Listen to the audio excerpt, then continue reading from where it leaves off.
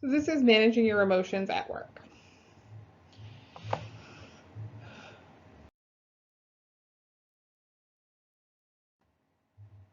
Controlling your feelings before they control you.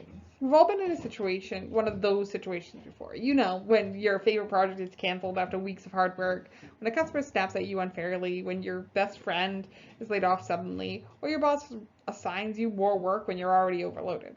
In your personal life, your reaction to stressful situations like these might be to start shouting, or to go hide in a corner and feel sorry for yourself for a while.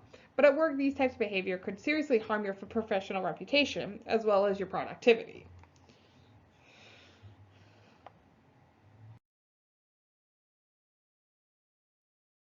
So, discussion questions. How do you express your feelings in a personal setting?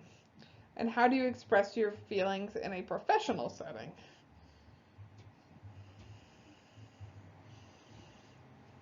So, in a personal setting, I think I'd be more likely to go to someone I would let it show in my face. In a professional setting, I have always tried to leave my emotions at the door and focus on that.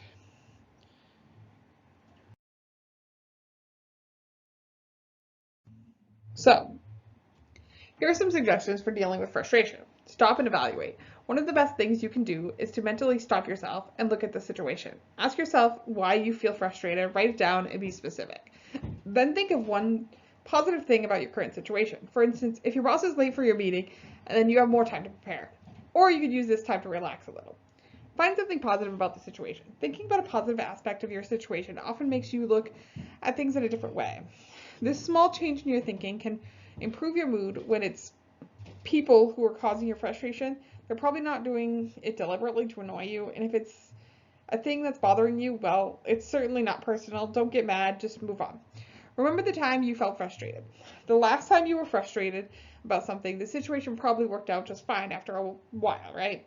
Your feelings of frustration or irritation probably didn't do much to solve the problem then, which means they're not doing anything for you right now.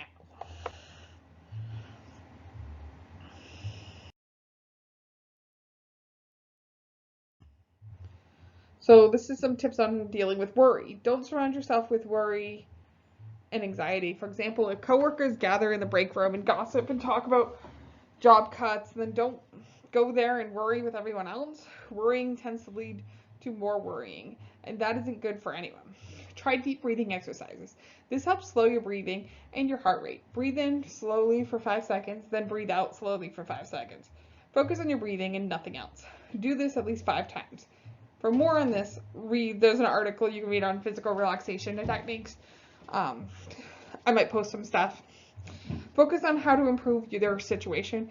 If you feel fear being laid off and you sit there and worry, that probably won't help you keep your job. Instead, why not brainstorm ways to bring in more business and show how valuable you are to the company? And then finally, write down your worries on a worry log. If you find that worries are churning around inside your mind, write them down in a notebook or worry log. And then schedule a time to deal with them. Before that time, you can forget about these worries knowing that you'll deal with them. When it comes to the time you've scheduled, conduct a proper risk analysis around these risks and around these things and take whatever actions are needed to mitigate any risk. So I also have a thing here that says some quick and easy relief guides, which includes like walking, music, tea, oils, deep breathing.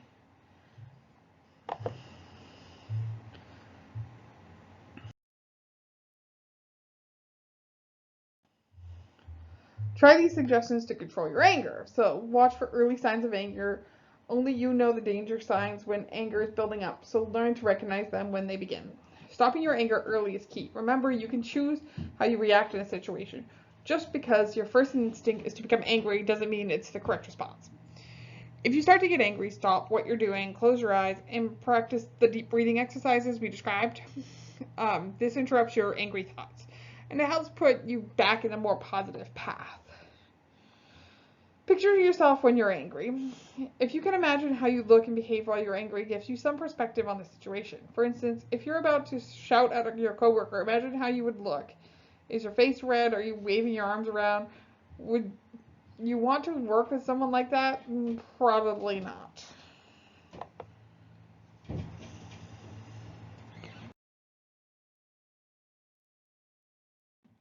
And then we have, here are some proactive steps you can take to cope with disappointment or unhappiness. So look at your mindset. Take a moment to realize that things won't always go your way. If they did, life would be a straight road instead of one with hills and valleys, ups and downs, right? And it's the hills and valleys that often make life so interesting. Adjust your goal. If you're disappointed that you didn't reach your goal, that doesn't mean the goal is no longer reachable. Keep the goal, but make a small change. For example, delay the deadline. Record your thoughts. Write down exactly what is making you unhappy. Is it a coworker? Is it your job? Do you have too much to do? Once you identify the problem, start brainstorming ways to solve it or work around it. Remember, you always have the power to change your situation. And then smile. Strange as it may sound, forcing a smile, even a grimace one onto your face, can often make you feel happy. Try it, you may be surprised.